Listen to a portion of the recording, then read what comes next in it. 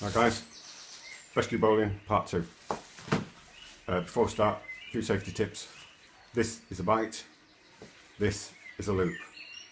Any method that requires you to put any part of your body, whether it be your fingers, your arm, your hand, your arm, don't ever put any part of your body through a loop. Rope by its nature is unpredictable, it can grow taut at any time, it can slacken off at any time. Rope has the power to restrict, constrict, lacerate, possibly even amputate. So don't ever put any part of your body through a loop. Bear that in mind, guys.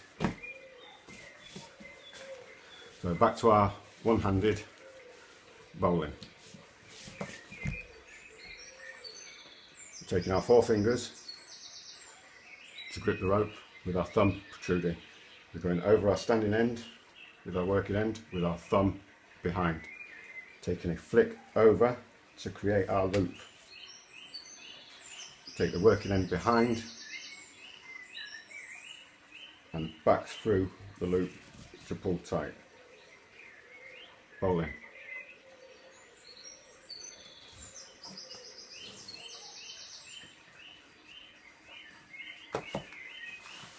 Straight, guys. One from the opposite side. Our 4 fingers gripping the rope with our thumb protruding. Over with the rope, under with the thumb. Flick through to create our loop.